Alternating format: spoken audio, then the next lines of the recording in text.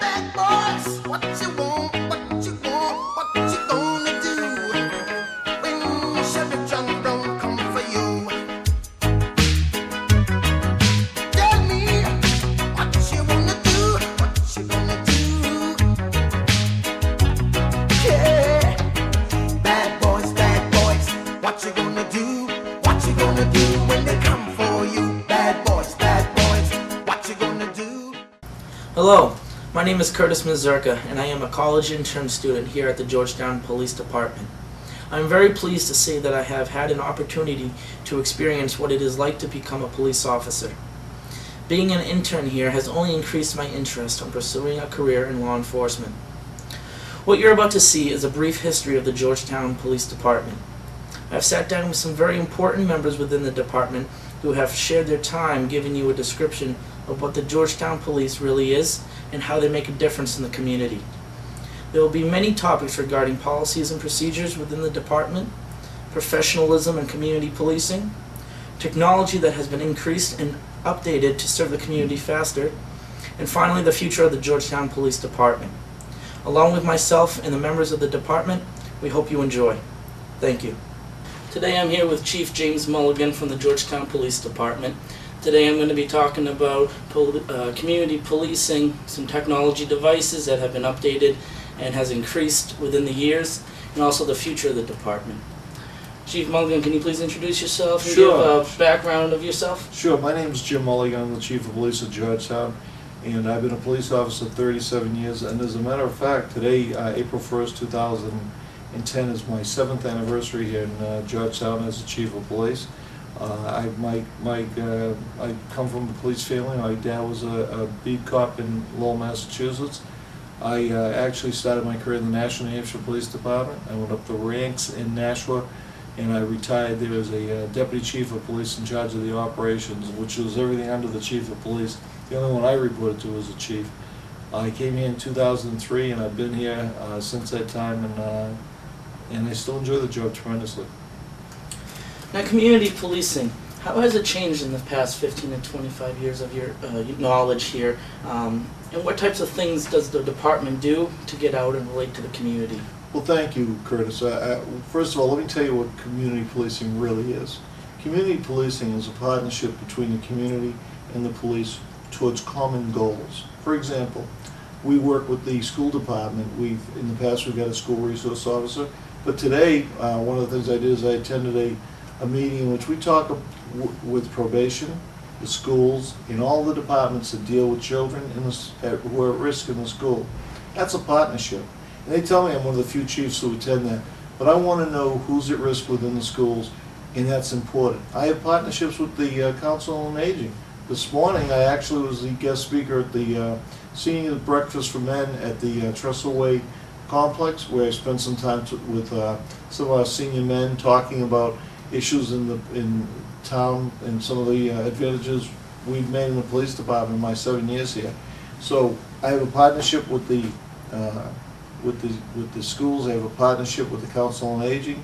I have a partnership with the Town Administration Office. So we work on such current goals that are important to both the town and to me as the Chief of Police, and more importantly to my officers and our citizens, because they're the people we perform community policing for. Mm-hmm. And how many officers are currently on the force, and why has that changed over the years? Well, right now there's 11 full-time officers.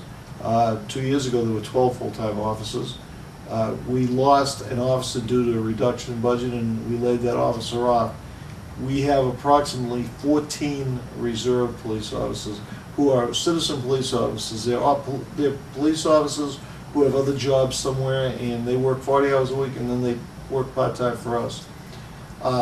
As you know, the economy has been very, very tough over the last few years, and unfortunately, we're back to our 2000 levels. When my statistics came out this year, I noticed that, for example, my motor vehicle enforcement was down. It was down because we were missing an officer who was out there conducting that work. One of the extra officers. Our building checks were down. Again, we lost that body who was doing these proactive building checks. So it's tough. I'd love to see it go back up. The reserve offices, the part-time offices, they backfill for the full-time offices. In my mind's eye, based on the population of Georgetown, which is about just under 9,000 people, from the year 2000 to today, there was a 17% increase in the population of Georgetown. Yet, we've stepped back. We've actually, by losing that officer, we're back to 2000 levels. In my mind's eye, a good number of officers who should be in the field here at all times, from 7 a.m. to 7 a.m., 24-hour basis, will be 3 officers. And the reason I say that, it takes many times 2 officers to handle one complaint. For example, a domestic violence complaint cannot be handled by 1 officer. You need, because of the safety issues, you have to have 2.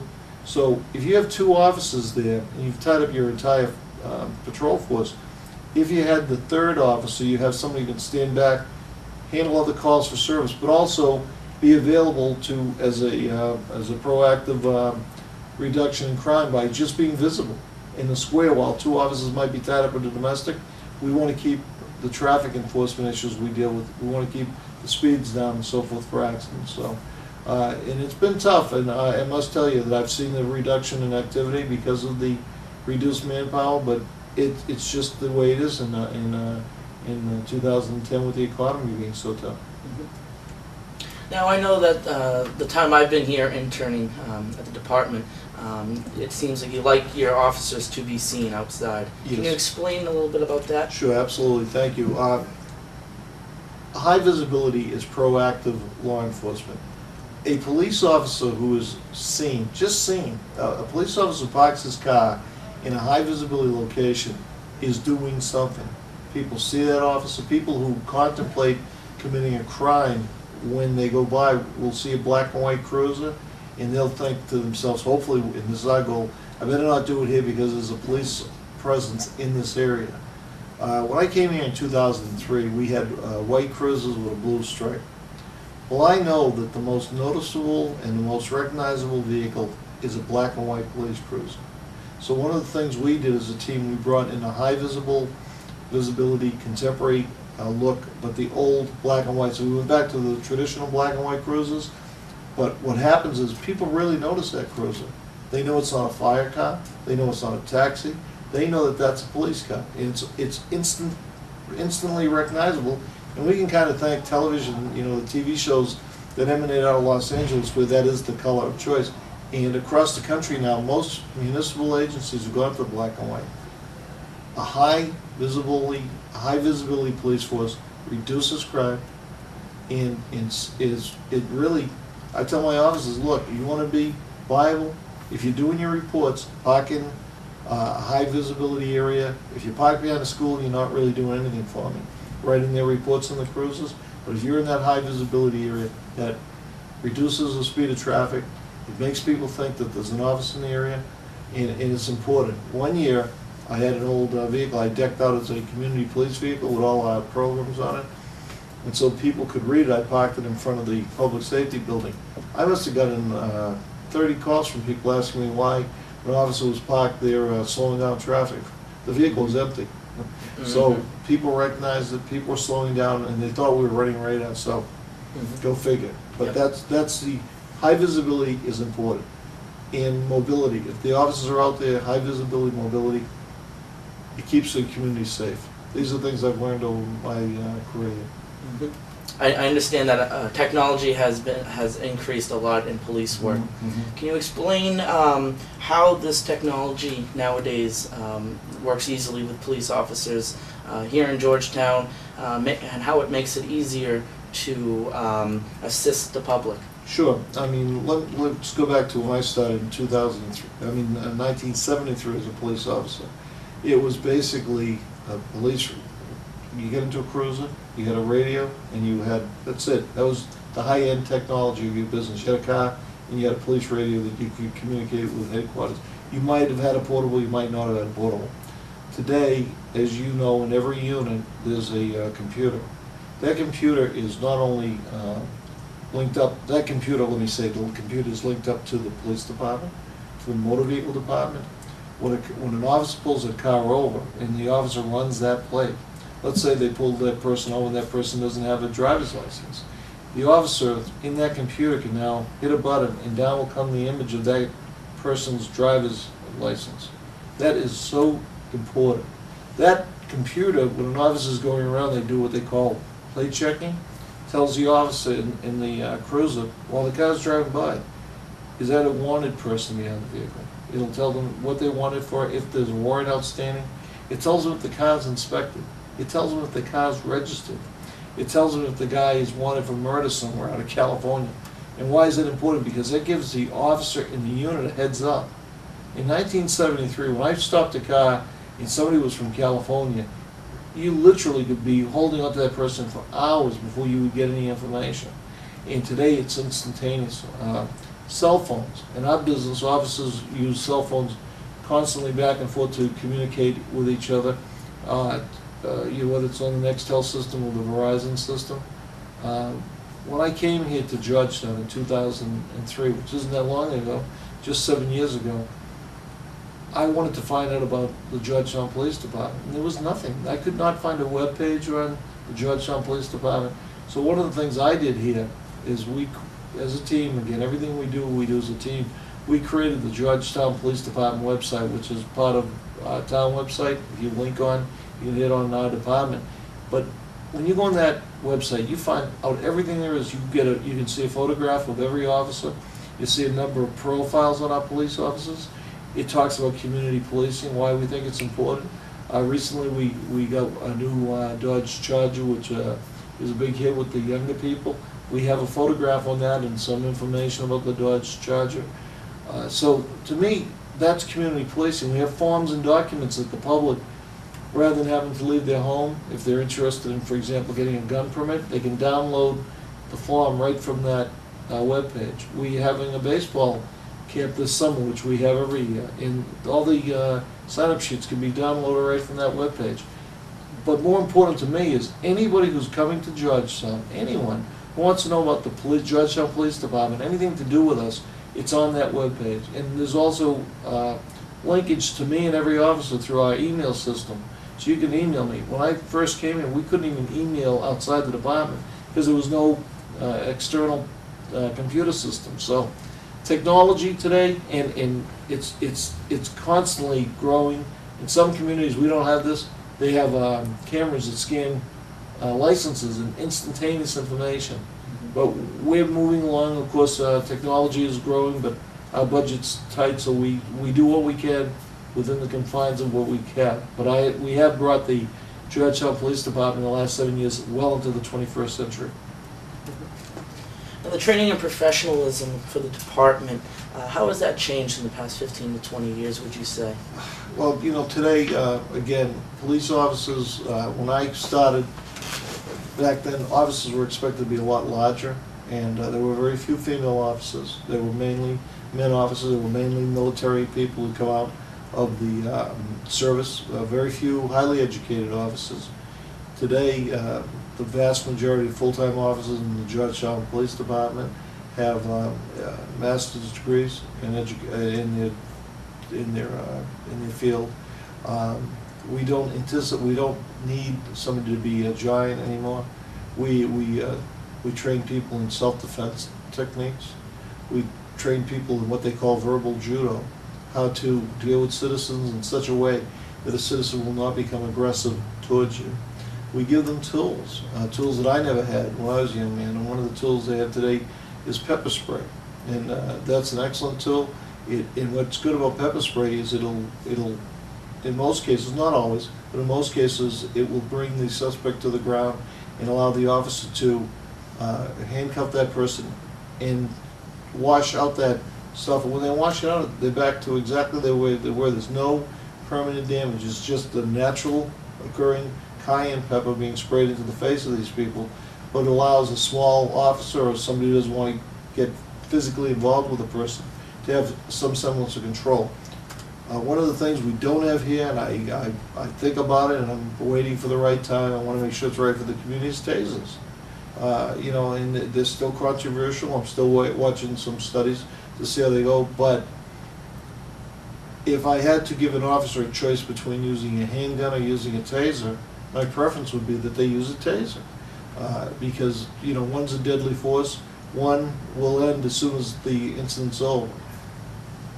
But when you talk about training, it's about giving officers tools and making sure that they understand how to use those tools and the parameters in which they use them.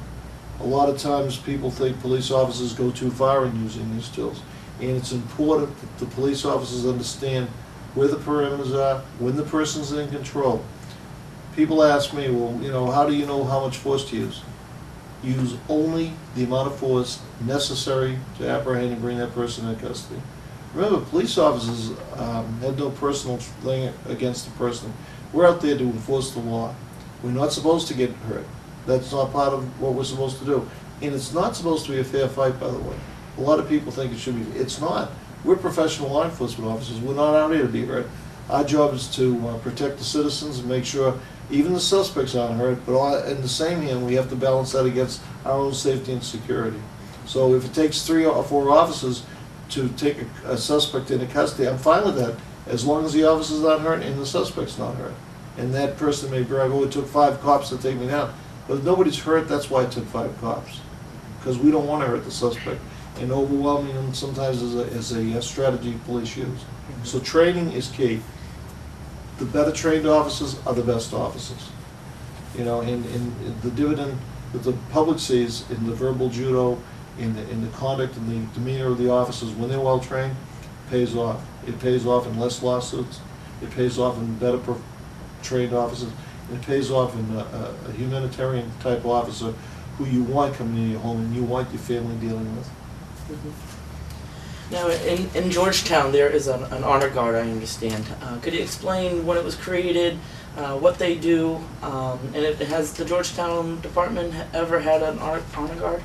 No, prior to I want to say 2006, there was not an honor guard, and we discussed it. Lieutenant Don Cudmore and I talked about it, and he came to me and he said there was an interest by the officers in forming an honor guard. They went out and I said, okay, you've got your heads, go out and get the uniforms, and we had some community policing money to pay for that. And I said, you guys design the uniform you want to wear and come back and work with me. I only had one stipulation that the badges and the braids and all that would all be gold, not silver but gold. I didn't want to have gold for ranking officers and silver for patrolmen. I wanted it all to be gold. They went out and they did a great job, and they came back with what I consider to be one of the finest looking dress uniforms and honor guard uniforms in New England. And so once they were formulated, then we had to train them. And they started out by going to funerals. Unfortunately, an officer was killed up in Franconia, New Hampshire. They attended that funeral. That was their first time going. And then Lieutenant Cudmore started training the officers in marching, and we added things to the honor guard. For example, we added flags. We have an American flag, we have a state flag, and we even have a Georgetown Police Department flag, which is a replica of our patch. We have that.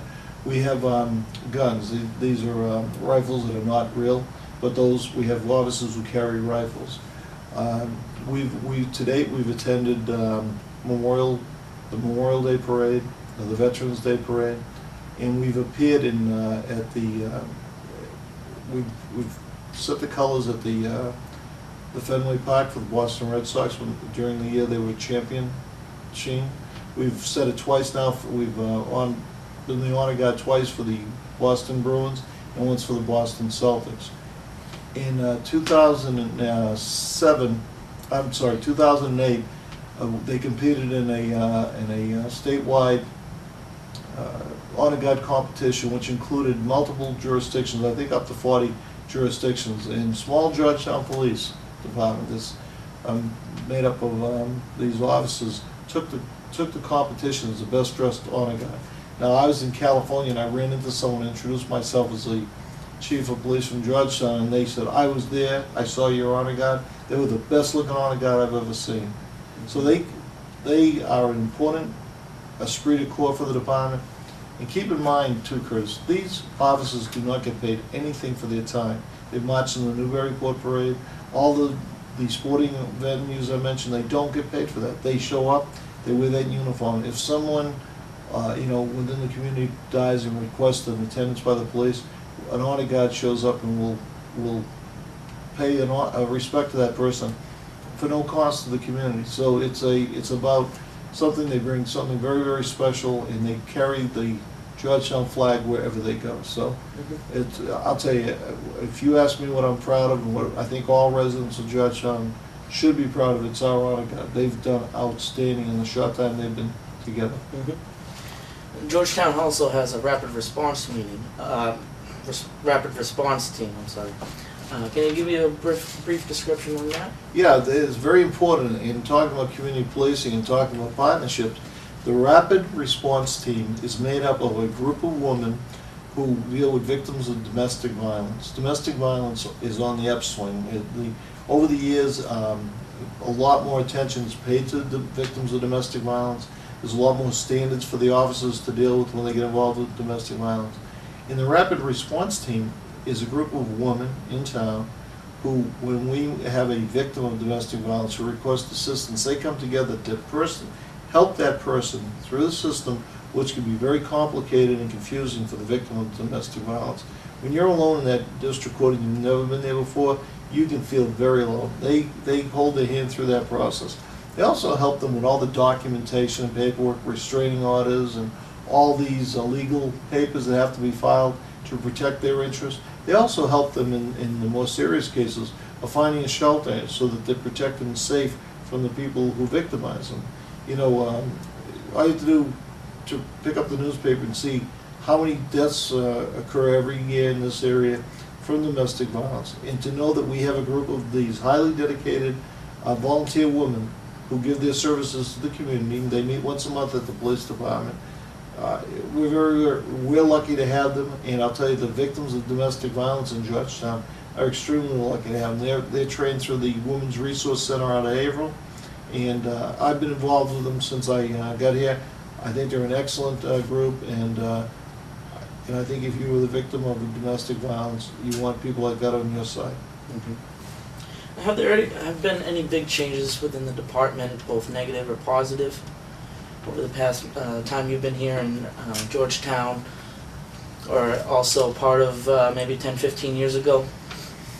I would say almost all the changes have been positive. The list of changes, somebody said to one of my officers once, what has Chief Mulligan changed? He said, what hasn't he changed, But we've upgraded everything, and we try to be a contemporary police department. Like any place else, any business, times change. You have to change with those times, The uniform I'm wearing, if you went back to 1940, you'd say, well, it looks the same, Well, it's not the same. The uniforms are lighter because the materials that we used to wear wool uniforms. We brought a contemporary badge to the Georgetown Police Department. It's displayed there. Well, you say, well, why is that important? Because there's a pride level to our officers in having a badge that represents their community and the people they serve. There's also a significant event that people recognize when somebody comes to their door and represents themselves as a Georgetown police officer, that badge is unique. So you just can't go to the store and buy it. We control the sale and the distribution of those badges. That's something we've done. As I mentioned, upgrading our communication center. So we have computers throughout that center that help the dispatchers and help the officers and assist our citizens. Upgrades to our fleet. I've increased the fleet, and a lot of people wonder why we have so many cruisers in our fleet, because I know that all it takes is 2 or 3 accidents to reduce our fleet to a handful of cars. Police officers, their job is not at the police department. Their job is in the field, getting out. So I've tried to bring in enough units that are in good working order to allow our officers never to be waylaid by accidents or things we can't control. Cars break down. So that's one of the things I've done. Accreditation. Accreditation is the state has accredited the Georgetown Police Department for 3 years. And why that's important is the state comes in with people. The Massachusetts Commission on Accreditation comes in and they evaluate the Georgetown Police Department. They look at our records. They look at how we do what we do, and they make sure that what we say we do, we really do. So it's like having a group of people come in and evaluate you from outside, and it's saying to you, look, are you worthy to be accredited in this state? And the answer in Georgetown's case is yes. And we're one of a very small group of police organizations that's fully accredited. There's a certification process we went through, passed that, and then we elevated that to accreditation. So those are some of the positive things among so many other things we've done in the police department. And I like to think it's all been positive. You know, people tell me when they talk to my officers, they're always surprised how excited and interested and motivated they are. You're an intern, I know you've gone on patrol, and I'd like to think that that's probably what you heard out in the street too. People are interested in our job, they like what we're doing, and they're pretty much allowed to do their jobs. It's that simple. We have very proactive officers, and I think my job is to make sure that I supply them with the equipment they need to go out and do that job that the citizens pay them for. And what do you think the future holds for the Georgetown Police Department? I think hopefully a little more growth in the Georgetown Police Department. Right now we're restricted because of the budget and because of the economic situation. My hope is that in the future we grow, and by that growth we're able to do more service for the community. One of the things I'd love to have, and we just can't do it because we don't have the money, is a community police academy. And that community police academy would run every year and would be held at the police department. And officers from the field would come in and educate the people who live in Georgetown, who want to know what the Georgetown Police Department, what we do, how we do it, and why we do it. And talk about things like domestic violence, talk about things like crime scene investigation, who does that, why they do it. Have me come in and talk to them as chief of police why I do things and how does the administration of the police department run. A lot of people, I think, have questions for me, and I think sometimes it's intimidating to reach out to the chief of police and ask the chief certain questions. But I'm available 24 hours, 7 days a week to every citizen in Georgetown, and I make that point. If you call me in my office today, I'll call you right back. I never put off getting back to a citizen. I'd like to see that. I'd like to see, I'd like to see a full-time woman officer. We don't have a full-time woman officer. Not just for the sake of having a woman officer, but I think there are women out there who do great work, and it would be nice to have that in our agency. We've never had that. So hopefully in the future we'll see that, Mm-hmm. But, I hope for the department its professionalism, that we keep our equipment up properly. We want to have the right gear, It's a tough job. We work 24 hours, 7 days a week at the police department. There's no days off for the police. Right now, we're the only 24-hour, 7-day-a-week operation in this community.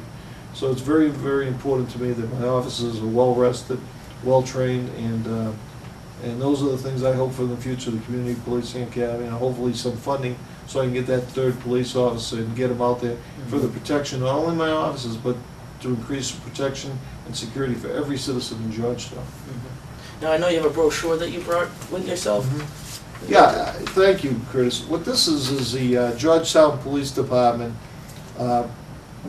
Community Policing brochure. And when you come to my office, you want to know what services the Georgetown Police Department offers, I hand you this brochure. And it, for example, in the front, there's a picture of our detectives, the honor guard on a motorcycle. You open it up, and inside, you have all the services we provide. Now, I'm just going to give you a shot, like a Good Morning Georgetown program, which is a service that we provide to every senior in town. If you sign up for that service, let's say you're a senior citizen and you live alone, you call up the Georgetown Police Department every morning and you sign in with us. If we don't hear from you, we send an officer to your residence to check on your well-being.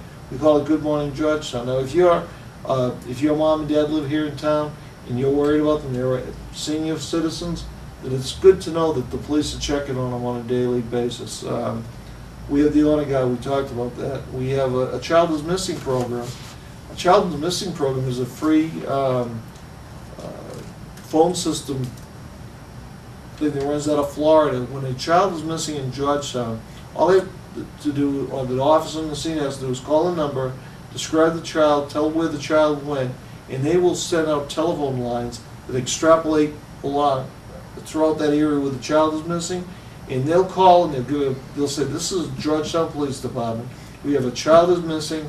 They'll give a description of the child, and they'll say this to the caller: go outside your window and see if you can see that child. So what we're doing is we're asking every citizen in town to go out and look out to see if they see that child. And not only that, the child may be at a friend's house, and they'll get that call, you know? Well, they're not missing, they're right here. Or they came over without telling their parents, you know? And not in our town, but in other towns, they did this, and historically, a little boy was seen in his father's canoe going out to the middle of the lake, just a 5-year-old boy. And a resident looked out the window after the call to see if she could see the little boy, and there he is in the middle of a pond and in this canoe. So it works. And when we had the large fire at Patriot Way, the apartment complex here in town, there was a plume of smoke going. And I called up the child is missing in Florida, and I asked them if they would notify a number of homes in that area to evacuate, and they did. And so it's a free service, it's part of our community policing service, and it's one of the things that we offer to our citizens that is kind of unique to Georgetown. We actually were the first, one of the first in Essex County to bring that in. But there's a whole list of programs we perform with the seniors, with the school kids, from identifications to senior citizens to fingerprinting for passports and trips like that. And we have a full service detective bureau, as you know. So if you're curious as to what we do, everything we do is here. It's available to our residents 24 hours a day, 7 days a week at the police department. And if you move into Georgetown, this is part of the brochure you get that's mailed to your home, so you know what services your town provides.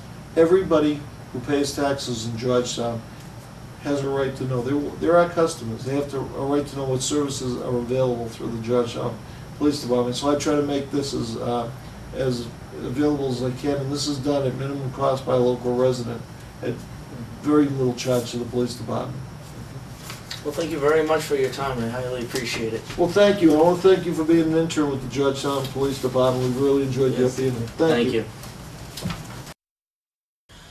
I'm here with Lieutenant Cudmore from the Georgetown Police Department. Lieutenant's going to talk to us about the policies and regulations within the department.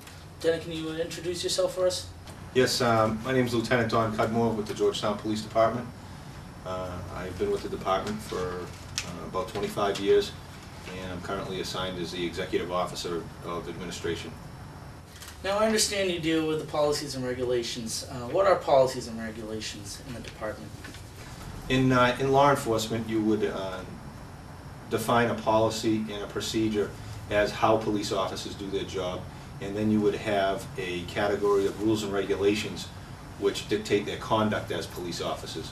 So to differentiate from one from the other, one would deal with how they respond to specific calls for service, and the other would be what type of uniform they wear and what they can and cannot do as police officers. Mm-hmm. Now, how have policies changed over the past 30 years, with your knowledge of knowing how they've changed, and why do you think they've changed? Is it because possibly there's more crime committed over the years, or is it different, safer ways of doing certain tasks as a police officer? Well, I think it would be a combination of both. Policies and procedures change like society changes. What was considered the norm 20 years ago with regard to motor vehicle pursuit or use of force in policing changes as the dynamics of society change. Today, the policy and procedure for pursuing a motor vehicle by the police looks very different than it did 15 years ago. The same can hold true with crime trends. Our policies and procedures need to change as mandates change with Massachusetts general law, as well as how we deal with people in society. A classic example of a major change is domestic violence. Domestic violence was never seen as a victim-involved type crime. Today, it's paramount that we help the victims, deal with the victims, but also stop the perpetrator and place them into custody as necessary. Now, are these policies state law enforcement policies, or are they as well the department's policies? And how has that changed throughout the history of the department? But what happens with law enforcement in the Commonwealth is there are 351 cities and towns. There are various jurisdictional police departments within those cities and towns, and their own town ordinances, as well as where police derive their authority from, is very different from city to city and town to town. The state police have their own set of policies and procedures because their jurisdiction looks very different than a Georgetown police officer's jurisdiction. They're similar. I mean, a pursuit policy is a pursuit policy, but how the Boston Police Department deals with a pursuit and how the Georgetown Police Department deals with a pursuit can look very different depending on what the governmental agency, Board of Selectmen, City Council, Chief of Police, and then the state police have their own policies as well. And more importantly, there's overlap of those jurisdictions for the state police. We use them as a resource, and they use us as a resource. But the policies are derived from the chief executive officer of each department, and based on the jurisdiction, I would guess that the policies probably look similar, but there are different mandates that cities and towns follow from jurisdiction to jurisdiction.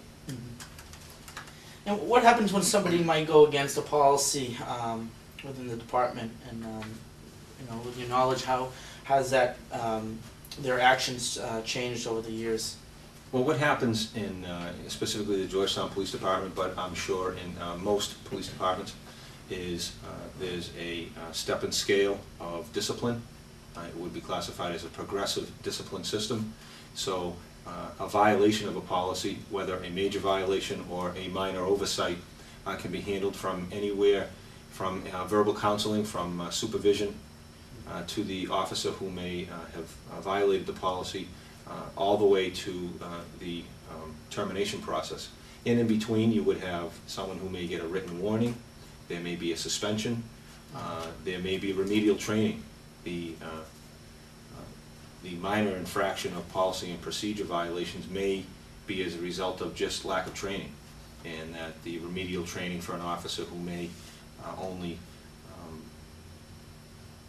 violate a policy, his intent was not to violate the policy, but it was an oversight.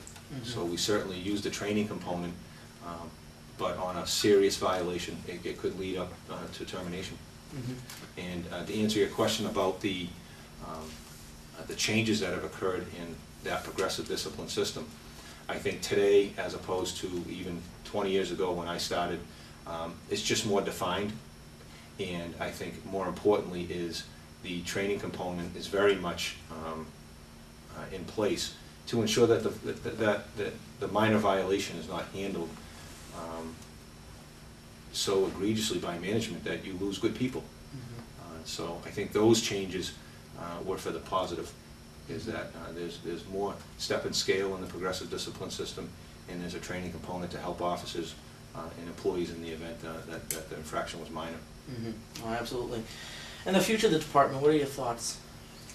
I think the future for the Georgetown Police Department, specifically from my perspective, is getting through the economic times that have occurred in our country in the last couple of years. It affects public safety, it affects law enforcement, and then the dynamics of the ever-changing town that we police. The population has grown exponentially in the last several years. Traffic is a major concern. Our roadways are not designed for the volume of traffic. Therefore, that creates problems for us. Crime is on the increase, and probably the best example is technology. With the crime that we deal with today, the technological advances have helped us as police officers with computers and database and CAD systems. However, it's opened up a new element of crime that we need to investigate because there are new victims of computer crime. So with the advent of technology, it also increased crime in that particular area. And I think that would probably be our biggest challenge moving forward from today. Well, thank you very much for joining me. All right, I well, thank you appreciate for it. having Thank me. you. All right, take care. At this point of the film, I'd like to have a Georgetown police officer demonstrate some of the technology devices that have been updated and increased over the past years in a police cruiser. I'll have you introduce yourself. I'm Reserve Officer Phil Klebanski, Georgetown Police. I was sworn in July of 2009. I was cleared for the street in the cruiser in September of 2009, and I've been taking shifts as much as I can ever since then. We have a total of 6 marked units in the town of Georgetown, 1 Explorer, 3 Ford Crown Vics, and the Dodge Charger, which we just received last year. Each one of those is now hooked up with a wireless internet card, and we have a laptop in each unit, which enables us to check plates, check individuals for warrants, and do our job without having to call every single thing into the dispatch area. In addition, we have a number of tools. For example, this is the LiDAR unit, commonly known as the laser unit. We use this as a speed tool, and what an officer will do is set up stationary somewhere, and you will sight through this point here so that the laser will activate and get a reading on the reflectivity of a front license plate, and then it'll read that person's speed, and then we can go from there in terms of enforcement for a speed violation. I'm going to show you a couple things inside the vehicle now. All right, we're inside Unit 5 right now. This is the Dodge Charger.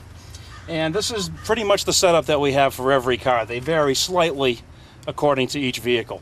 But there's a couple of major pieces that we have in every single vehicle, in addition to the lights and siren that everybody knows so well. Up here is the mounted unit for the radar, and we have an antenna in the front and an antenna in the rear. Radar is different from LiDAR because it sends out the radar signal, and it needs a metallic surface rather than a reflective surface in order to gauge somebody's speed. So we can use that both moving and stationary. With the mounted radar, you can be driving down the road and get the speed of a vehicle coming towards you, or you can be stationary similar to the LiDAR. In addition, as I mentioned earlier, each vehicle has a laptop now. They have a couple different brands, but we have set up with an air card that we can have 3 of them running at the same time, and we can use these to run plates that we encounter in traffic. If we have a person's license information or even a name and date of birth, we can run those things through the registry and through the warrant system and get information on those people almost instantaneously. Another good feature with our new software, which we upgraded a little over a year ago, is we can pull up the driver's license photos of any Massachusetts licensed resident, and that helps immensely in identifying people at the side of the road or on a call. Every single vehicle always has at least one radio, and the officers will carry a portable on them also.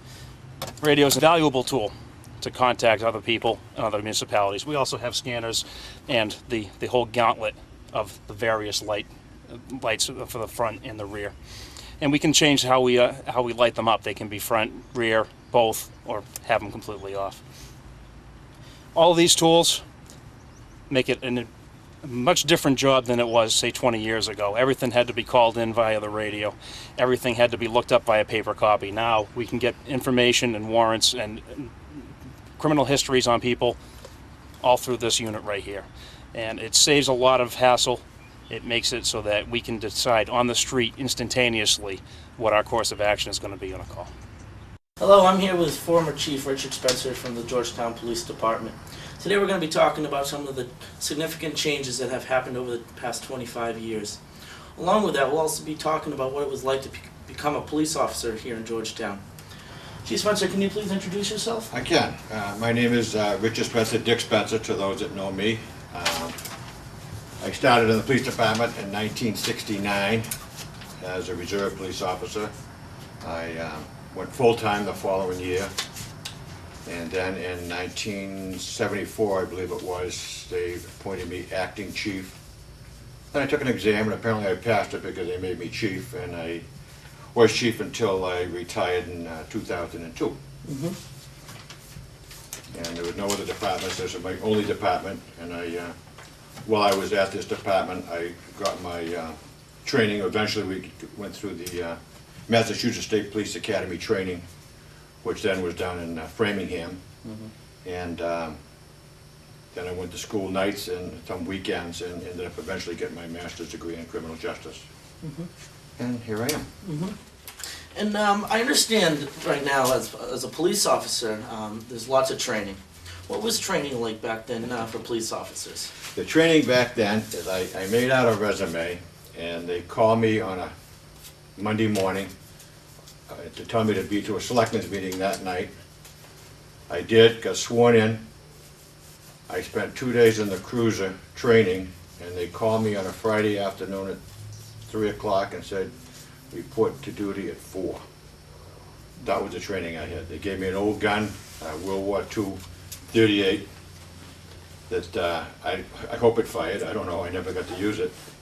And the first night out there, I didn't know the streets. I'm not from Georgetown, I'm from Danvers. So I really wasn't familiar with what was going on. But I got through the first night, and that was my training. And then fortunately, in 1972, the town had enough money and started sending some off to the academies. And I think I was the second or third one to go through the academy. Mm-hmm.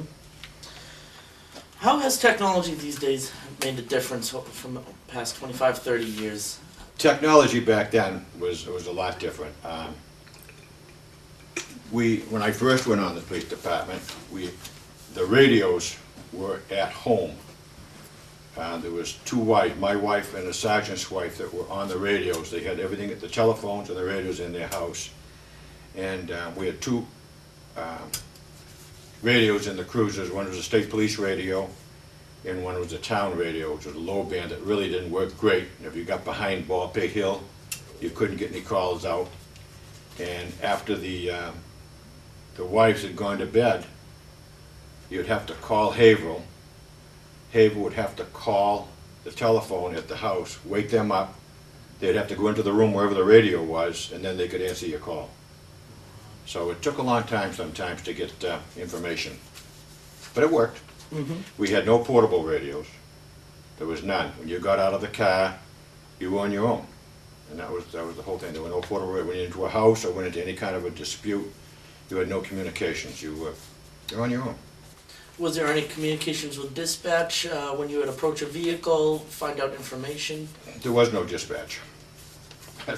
You get the call from the wife's house or whatever it was, and then she'd go about doing whatever she had to do, and you'd handle a call and call her back when it was over. So if you stopped the car, you didn't tell them. Afterwards we got dispatchers, of course we did that, but in those days you just stopped the car and you did what you had to do, give them the ticket, arrest them, whatever, and then when you got to the station you'd lock them up and call somebody. Wow. Now, when you first came to the department, what was the community growth like, and how many police officers were there? I think there was, I'm going to say 3,000 people. I could be off on that. I'm not sure. We had 4 full-time officers and the chief, and there was probably a half a dozen reserves. Mm-hmm. At one time, before I came on the police department, which I was going to say in the mid-'60s, they had an auxiliary department. Mm-hmm. I think there's quite a few of them, but that was before my time, so I can't help you with that. Mm-hmm.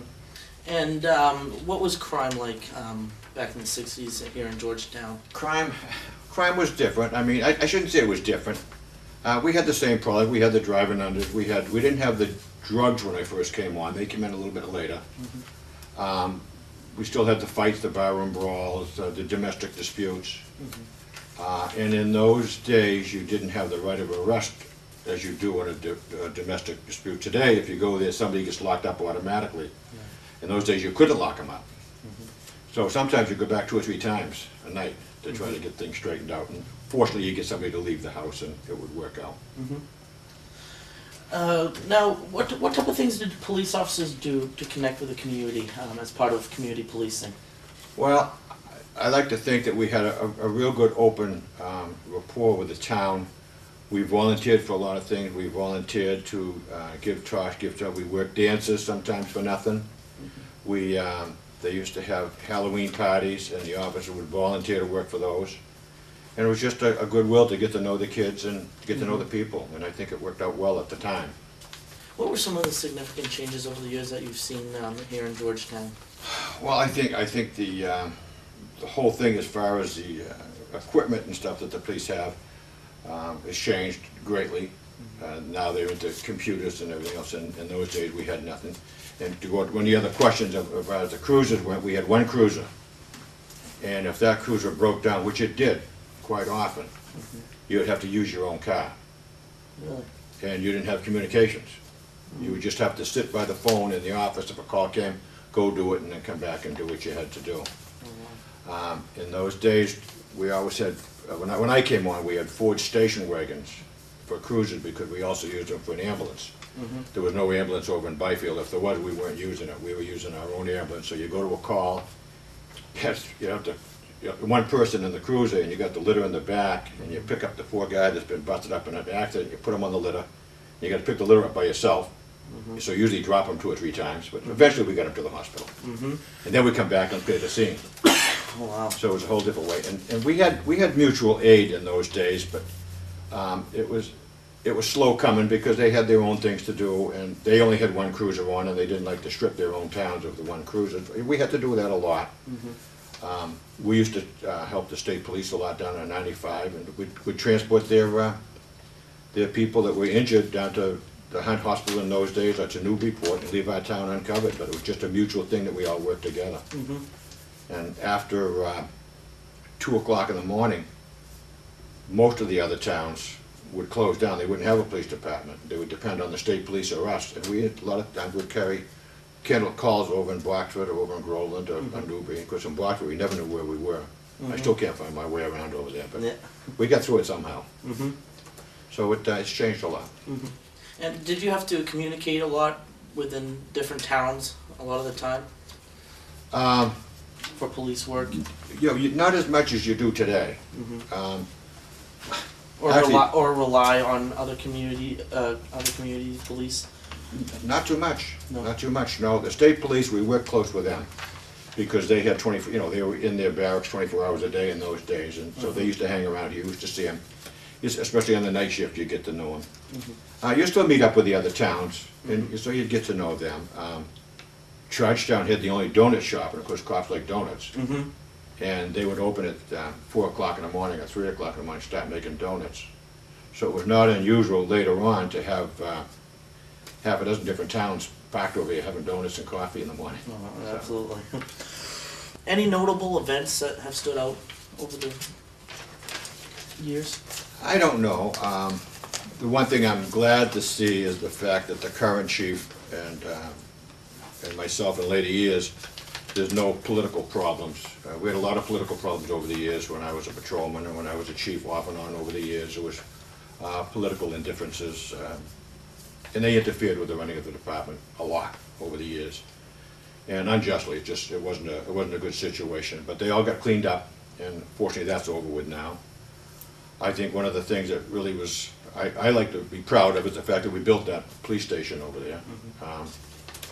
The upper part of it, we did it all, my own hammer and saw, most of my own tools. There was a half a dozen guys in town that helped me, and we did it. And I think that was a good accomplishment. Of course, it's too small now, you always need a bigger department. But at the time, it was good. We started out originally, the first building we used was in Town Hall, where the Pingree Insurance Agency is now. We had 2 rooms over there. And when I first became acting chief, we took over another room, so we had 3 rooms over there. And I built that one too. And then we came over to this building, Town Hall, which was the old school, and they put us down in the cellar, and they gave us 2 lockups. That was the first lockups we ever had. Because before, when we locked somebody up, we'd have to take them, put them in the cruiser, drive them all the way to Haverhill, book them, and then come back. So meantime, the kids would tear the town apart. They'd have a great time. They thought that was a good time. So it was much more convenient. We had our own cells, and of course by then we had dispatchers to be able to watch them. So then we were over here for a number of years, and then we ended up building that one over there. So there's three police stations I built while I was here. Oh, wow. And like I said, unfortunately, it's time for another one, I'm sure. Now, what were the shifts like for police officers at work? The shifts, when I first came on, it was, the money was, I've forgotten, but not much. And you'd work your 8-hour shift, and then at 11 o'clock, you could go into the station and type your reports. Not on a computer, not on an electric typewriter, an old hand typewriter. And you had to type your own reports on your own time. And you had to have them done before you went home. And if a call came in after 11 o'clock and they needed you out there for something to help the other officer, whatever the case might be, it was great because you get extra pay, but your pay would drop down to reserve rate. So you'd probably get $2 an hour instead of $3 an hour. But hey, and to go to court, in those days, we got $4.12. And the 12 cents we had to put into a bucket up there for coffee for the court personnel, but we got the $4. Mm-hmm. Yeah. Oh wow. So it was different. In fact, we used to do the school traffic. If we were on the 3 to 11 shift, we'd come in at 2:30 and do the school traffic. We didn't have any lights in the square in those days, so we had to put an officer there to get the kids out of school. And we got $2 for that, so we thought that was a good deal to come in an hour early and get an extra $2. Mm-hmm. Oh yeah. Things have changed. Have there been any? Were there any school violence back then? No. Was the school violence to like you see in the papers today? No, there aren't. I think for 2 or 3 different reasons. I think the parents had more control over their children then. I think the teachers had more control over the students because there was just that they put the fear into the kids. They knew that they had to behave. If they're going to be in school, you're going to have to behave. And we had 2 or 3 different teachers. I won't mention their names, but they weren't afraid to put a kid against a wall if they needed it. And very seldom got called down to school. Very, very seldom. During your years of policing, were there any training programs that police officers had to do like today, or none of that? Oh, it all came along. I mean, in the early 70s, training was the key. I mean, it finally caught up. It's always been a big deal out on the West Coast and that, but New England was always kind of the last frontier for police to start picking up on things. And, you know, the pay finally caught up. We caught up in pay-wise, we caught up in training. And in the early 70s, we started going to, the training. And after I went to the academy, I went to 100 other courses over the years for different things. And it was a long time coming, but they got it. The future of the department, Chief, what do you see the future of the department as? The future? I don't know. I think, I don't even know how many men they have now, because I've been out of there for 8 years. So I really don't know how many officers they have. But I think what's going to happen with all these towns is they're going to have to start cutting back because there's just not enough money to support any more government. I mean, we see how much it costs us. And no, I'm not saying anybody's overpaid, because they're not overpaid. They deserve every nickel they make. But we're just going to have to cut down on personnel. And, I don't want to go back to these days of one cruiser, but we're going to have to do something because it's very, very expensive to keep this. And not just Georgetown, but all there's more government employees now than there are non-government. We just can't support them anymore. I don't know what they're going to do. I don't know. But I think that the chief that they got in there today is doing a good job. I think he's brought the department on a long ways from where I had it. One of the things that he's been very fortunate is the fact that he's been able to get the money out of the town, because the town, it's growing and the money is available. We had a lot of trouble getting money. I mean, I can remember we'd have to stay on the town meeting floor and beg for almost every dollar we got. But today the town is noticing that the police work is important, and they're supporting them, and that's good. Well, thank you very much for joining me here. I appreciate it. No problem. Thank you. Thank you for having me. Thank you. Okay. I hope you enjoyed this film of the history of the Georgetown Police Department. Hope that it was an opportunity to understand what it was like to be a police officer from 40 years ago to present-day life as an officer. Also, the many changes the department has gone through, from technology, policies and procedures, to how many police officers they currently have and why. I'd like to thank the members who joined me in this film for their time, and would like to thank Georgetown Community Television for help producing this documentary. Thank you, and I hope you enjoyed. Bad boys, what you want, what you want, what you gonna do when Chevy John don't come for you? Tell me what you wanna do, what you gonna do? Yeah, bad boys, what you gonna do? What you gonna do when they come for you? Bad boys, what you gonna do? What you gonna do when they come for you? When you were 8 and you had bad traits, you go to school and learn the golden rule. So why are you acting like a bloody fool? If you get hot, then you must get cool. Bad boys, what you gonna do? What you gonna do when they come for you? Bad boys, what you gonna do? What you gonna do when they come for you? You chuck it on that one, you chuck it on this one, you chuck it on your mother and you chuck it on your father, you chuck it on brother and you chuck it on your sister. You chuck it on that one and you chuck it on me. Bad boys, what you gonna do? What you gonna do when they come for you? Bad boys, what you gonna do? What you gonna do when they come for you? Bad boys, what you gonna do? What you gonna do when they come for you? Bad boys, what you gonna do? What you gonna do when they come for you? Nobody now give you no break. Police now give you no break. That old soldier man I give you